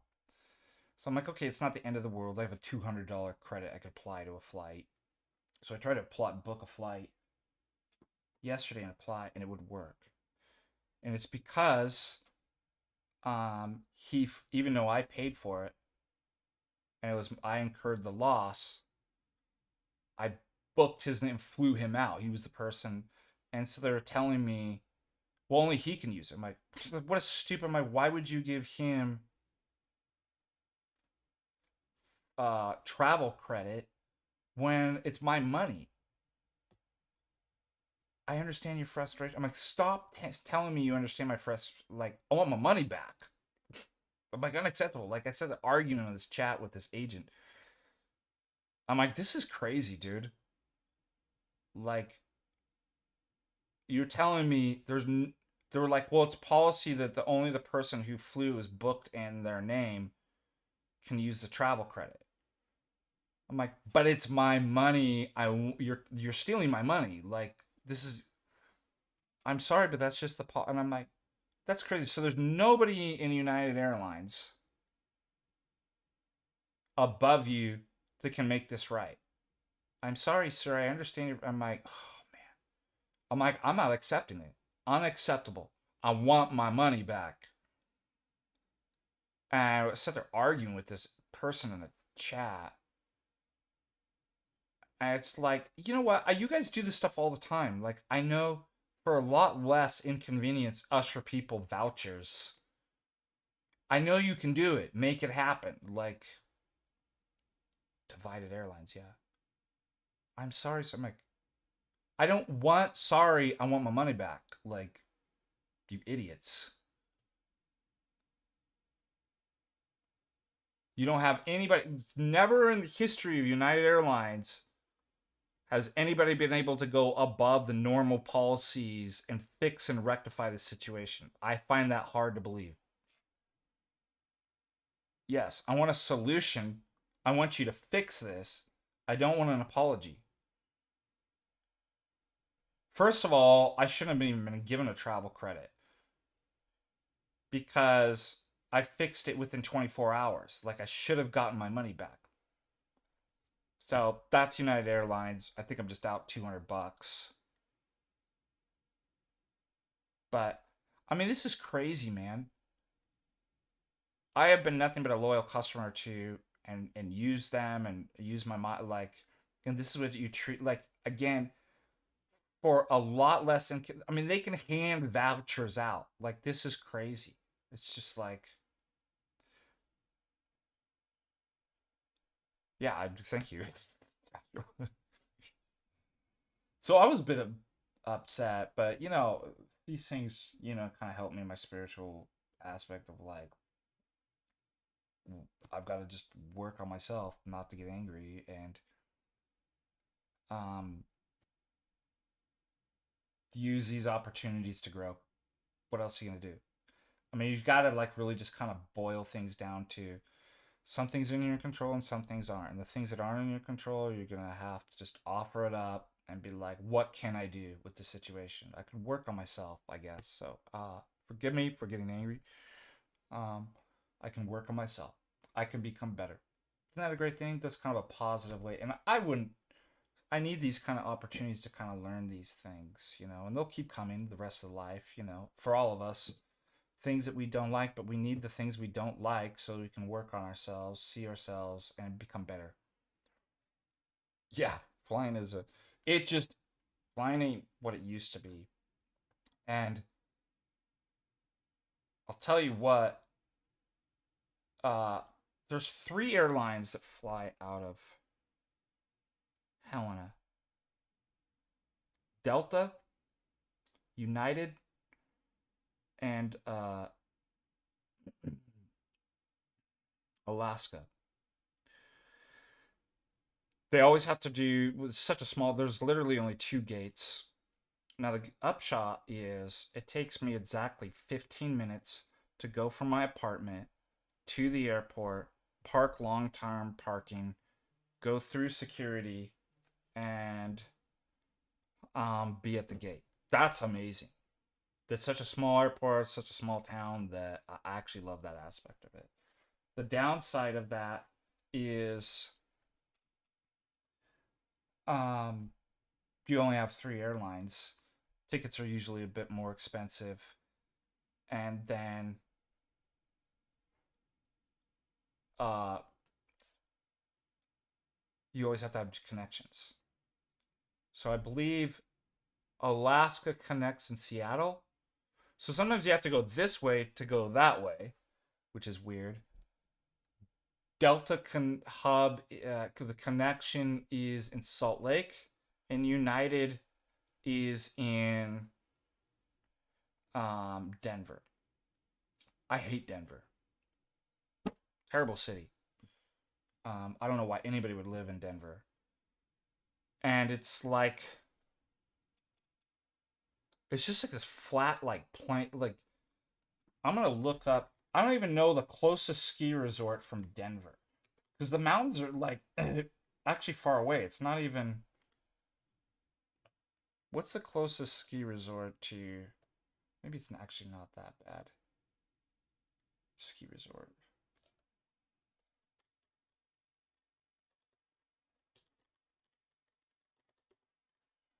Um,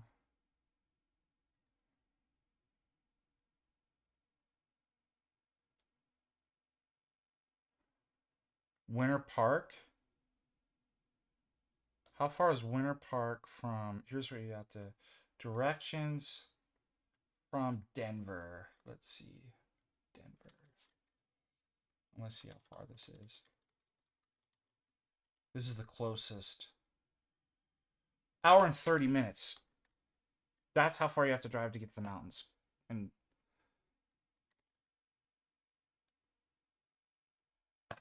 I drove 25 minutes to my ski resort. Like, I'm in the mountains. And Denver Airport is belongs to the devil. It's just the worst airport. So I tend to get better deals and have more miles stored up on United. That's why I use it. But there's always problems with United. I actually like, I think, Delta better. And Salt Lake's actually a nice airport. Yeah, the traffic. Oh, wow. Yeah, so that's without traffic. Good point. Boulder's better, yeah. But I here's the problem with Colorado. Colorado ain't what it used to be. Um, Colorado's extremely liberal now, and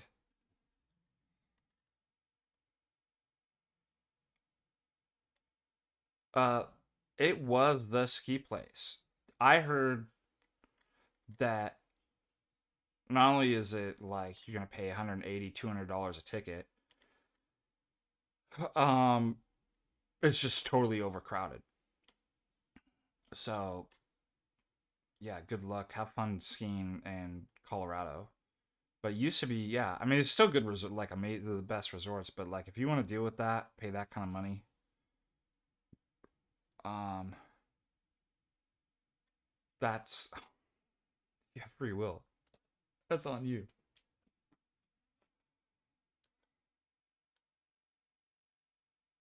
Yeah, I tend to judge. Like, yeah, that's a great question. How do I judge cities? Um, Sizes. I don't want to be near a big city. Although, when I was younger, I really did it like Buenos Aires is a huge city, but now that I'm older, I'm like I don't like to be around big cities. Uh, Churches, like, is there a church there? Um, because when I moved up, it was part of like what I was looking at. Like one of the things is like it has to have a church. There has to be a church nearby. Um, I guess crime and looking at that kind of stuff. Uh, Politics. Uh, Beauty of the surrounding area, and then yeah. Um, I have to have like outdoor, like I need rivers and ski resorts and hiking and mountain, but like stuff like that. And because when I was in California, it's like I surfed and skied, so if I got rid of the surfing, I'm not around beaches anymore. Like I have to, I have to have a ski resort by me. Um, I tend not to go. I have a pass, so I don't go to Discovery. I might go to Discovery once. I'll try that. I haven't done that yet, but I have a pass, a Great Divide, great price. I think I paid 350 or something like that. And um,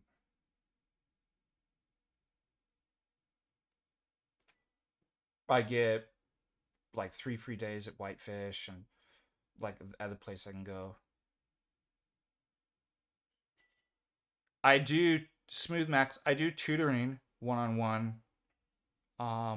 That's $90 an hour. So yeah, I have a session this Friday with a student.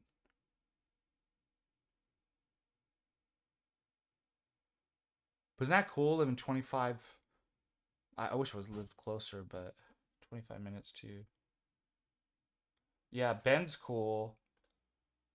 I mean, I heard Ben got pretty liberal.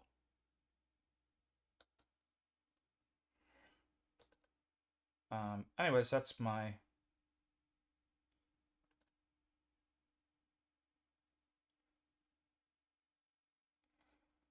um. All right, other news. I'm about to get going soon. I got non-stop. It just keeps going. The work never on and on. Somebody made a comment on a link I shared. What?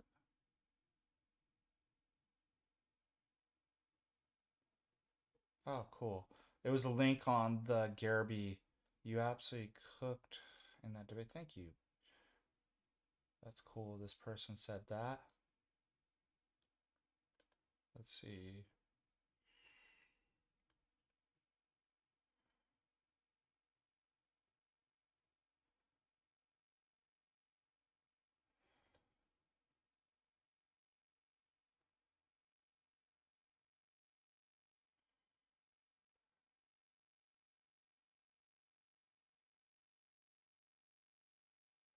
Uh, mom. Hold on. All right. What else? Before we leave, any other questions?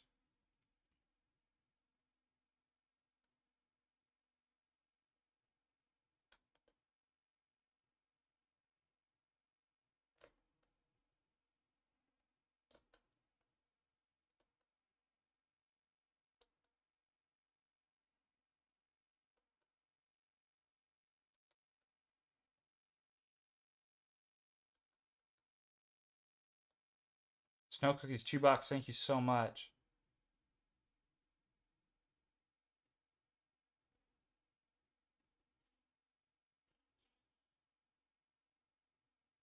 Fun fact: Montana, and Virginia are the only two states where you can receive a public contract if you boycott. Oh, I didn't know that.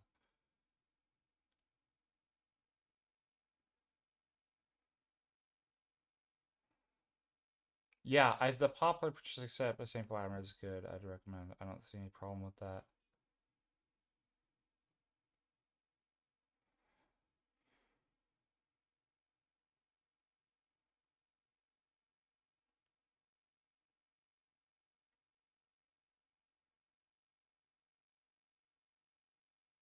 Mount Bachelor is good.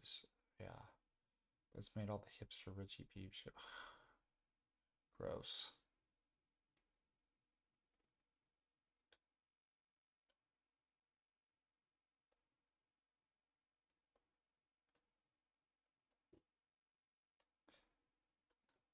Scholasticism is a movement.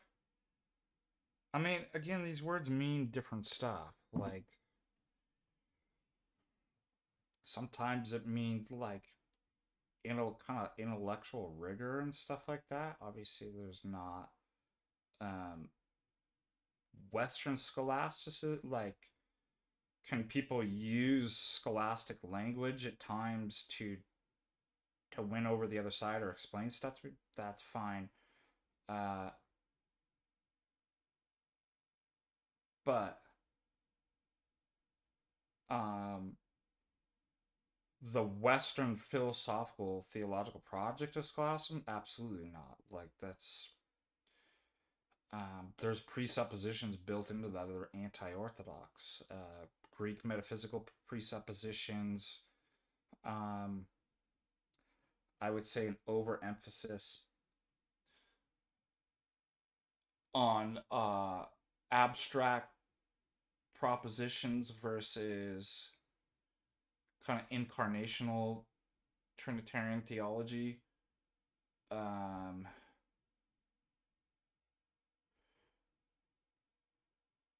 just I think one of the problems with Western scholastic theology too is that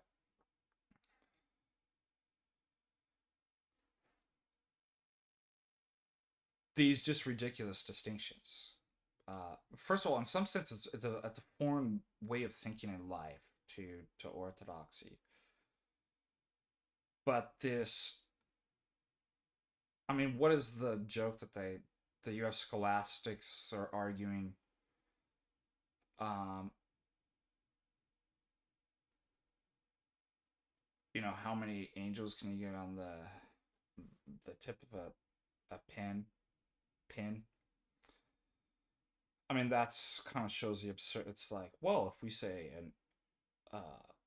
an in-ray distinction that's qualified by this other ad hoc modification that I add here, then if I add just a little bit of um, uh, virtual distinction here versus like, and they just keep it's it's made up. It's like it's just totally divorced from reality, and it's idol worship. Like I think that's why, generally speaking, once I've qualified, like obviously acceptable types of scholastic terms that I kind of gave, why what we mean by scholasticism in the movement is idolatry, not practiced in.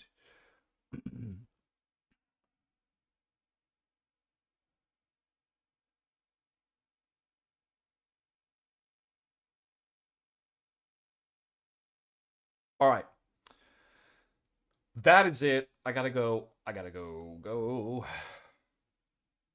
Thank you all so much for your support.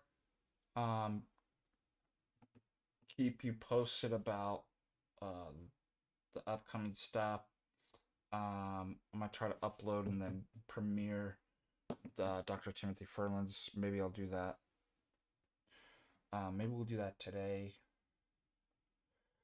Today's Wednesday, right? Let's see, Thursday. What do I have going on Thursday? I gotta pull up my calendar and look. It's been so busy. All right. Thank you so much. Thank you for those that join in morning prayers. And till next time, God bless you and keep you. May His grace shine upon you and protect you. And bye bye.